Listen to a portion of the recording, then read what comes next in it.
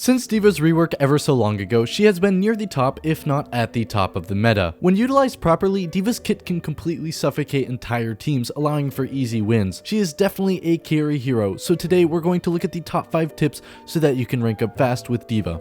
My name is Nathan, and this is Blizzard Guides. So the way this list is going to work is I'm going to go over D.Va's kit, so I will talk about D.Va's defense matrix, her micro missiles and then her primary fire, her ult, and then I will talk about positioning and then just miscellaneous tips for playing D.Va. So with that said, let's get right into this list. So at number 5, we're going to look at defense matrix. 야또 누군가 부좋아. 누군지 몰라. 몰라 왼쪽에. 나이스. Defense matrix is an underutilized part of D.Va's kit. It can absorb indefinite amounts of damage for a short period of time, bearing in mind that it can only absorb projectiles. Defense matrix is the staple of D.Va's kit, and rightfully so. Under the right hands, it can be the difference between a win and a loss. So whenever you use defense matrix, you want to make sure that you feather defense matrix whenever possible. This means don't hold it down the entire way, just tap on it every once in a while. You rarely want to use all of your defense matrix in one go, as this will ensure that you always have defense matrix at the ready. Essentially, if your Ana is in the back taking light splash damage, it's best to just preserve your defense matrix in that situation, since the damage hitting your Ana won't be critical, so matrix really won't do much. You want to use matrix generally when an ally is getting focus fired, so let's say your Reaper is about to ult, save matrix for when he ults, as that will allow him to deal a lot of damage before he takes any damage himself. Situations like that are generally the only times when you want to use the entirety of your matrix though. Another time you would use all of your matrix in one go is if the enemy is ulting, just try and make sure that you use matrix slightly after the ult cast. That way you absorb what would have been the critical damage and not waste some of your matrix. At number 4, we're going to look at D.Va's micro missiles and primary fire. Micro missiles are a relatively recent addition to D.Va's kit. They're useful for following up damage and building ult. Whenever a D.Va properly manages and uses micro missiles alongside her primary fire, D.Va can actually outdamage an ally DPS. D.Va can be an extremely lethal hunt and pounce hero, so an appropriately used booster, micro missile, and primary fire combo can mean a quick and easy pick for your team. Micro missiles is best used on engagement with the enemy team and upon cleanup of the enemy team. Rarely do you want to use micro missiles during the mid-fight, just because micro missiles will provide D.Va with a solution to her rather lacking primary fire range. Micro missiles serve as really good poke damage, as micro missiles can do up to 162 damage assuming perfect accuracy. So it serves a dual purpose of proper poke damage and also builds ult for D.Va rather quickly. Assuming that you had perfect accuracy with micro missiles, you could actually build D.Va's ult in just 8 volleys. So make sure to use micro missiles whenever possible. Also, if you're about to engage with the enemy team, meaning that 2 to 3 second dive whenever you use boosters to jump right into the enemy team, proc your missiles right before you use your boosters so that the missiles launch and arrive alongside you, rather than using missiles when you make contact with the enemy team. And lastly, remember that you can use matrix whenever you use your missiles, so use that to your advantage. Number 3, D.Va's ultimate. Alright, so get ready for the truth I'm about to drop on you. D.Va's ult shouldn't be used for getting kills. You should really never use D.Va's ult with the intention of getting a 4K or a team kill or whatever. You should really only use D.Va's ult to try and get 1 to 2 enemies. But more importantly, you should use D.Va's ult to force the enemy team's positioning. Very low to answer.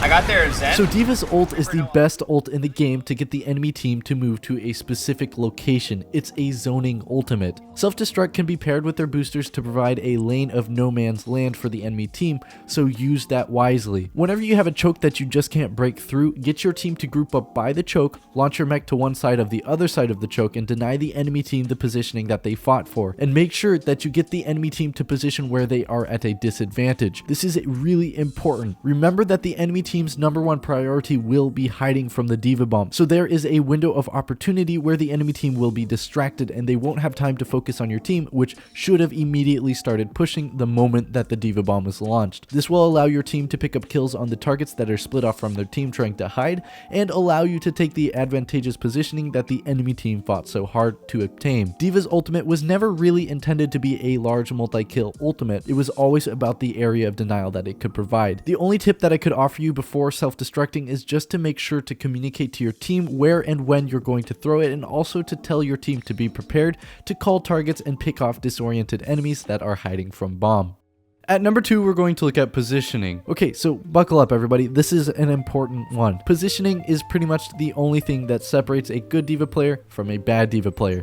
A bad D.Va player will only provide the enemy team ult, leaving their team in the dust. Even if you get 1 to 2 kills in a fight as D.Va, that doesn't mean that you're a good D.Va with positioning. Remember when I was talking about the micro missiles? I mentioned that D.Va is good for hunt and pounce. I'm going to repeat it again, hunt and pounce. Hunt and pounce doesn't mean that you're a replacement for the DPS, it just means that you hunt and pounce low health or out of position enemies. It does not mean that you're supposed to be the first to engage in a fight. Rather, a good D.Va will know when and where it is acceptable to push in and be the first to engage. Here are some good examples. The first scenario. Let's say that your DPS got 2 picks before all of your team has pushed in, so you guys are all still at choke. This is a good scenario for you to push in even if there are no allies in front of you.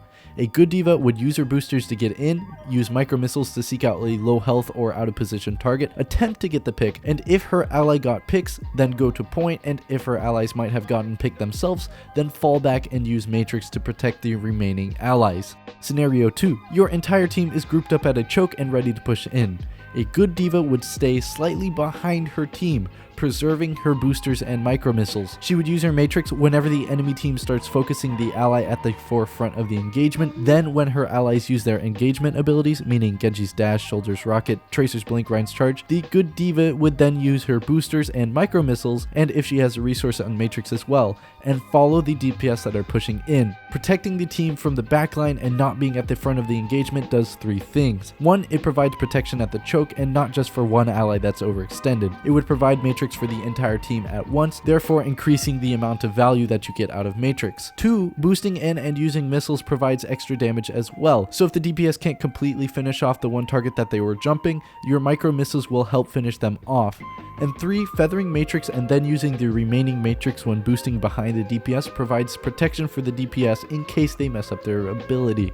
Overall, this would just provide perfect peel for the entire team, allowing an easy and quick win. So now I hope you guys understand the importance of good positioning, and seriously be mindful of where you stand as D.Va, and make sure to first and foremost provide Matrix and protection to your team, and then secondly provide extra damage that your team needs. As with all tanks, good game sense and good positioning is the difference between good and bad players. Lastly, we're going to go over some crucial miscellaneous tips and tricks that don't really fit into the previous categories. So the first one, when to pick D.Va. Since D.Va's kit is so versatile in its defensive and offensive abilities, you really want to make sure that you pick D.Va and play D.Va in a manner that suits your team best. Let's say that your team has a reliable source of defense, i.e. like a Rein or an Orisa. You can probably get away with not peeling your team as much and just playing aggressively. And similarly, if your team doesn't have an extremely reliable defense, i.e. Zarya, Winston, or Hog, play very defensively and make sure to protect any allies that can be easily dove, so that would be Soldiers, Annas, McCrees, and such. Secondly, a super underrated and unknown part of D.Va's kit is her incredibly large mech.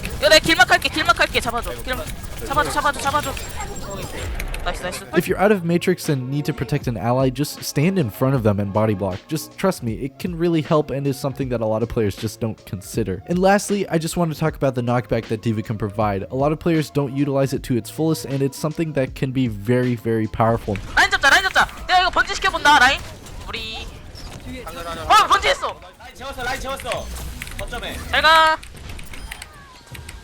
D.Va is able to use her boosters to push people off the map or just push people around in general. So if a Winston dives your team, you can use your boosters to push him into a spot that either protects your team or puts him into a spot that makes him easier to kill. And similarly, you can use Call Mech whenever you're out of mech to push enemies around, as it has a surprisingly powerful knockback. Anyway, I seriously hope these tips help you guys out. D.Va is a really fun and very powerful hero that can fit into so many roles, so even if you don't plan on maining her, she's still a really powerful hero to have in your kit. Let me know if you guys enjoyed this video, and also please let me know which hero you would like to see featured next. I love doing these guides and helping you guys learn different heroes that you might not be comfortable with. So if the demand is there, I will certainly make a video on the hero soon. I hope you guys enjoyed this one. Don't forget to leave a like, as it really helps us know that you guys are enjoying the content, and don't forget to subscribe, as we have a lot of Overwatch League content and tips and tricks videos so that you can be the best Overwatch player that you can be. I hope you guys enjoyed this one. Have a nice day. My name is Nathan, and this was Blizzard, guys.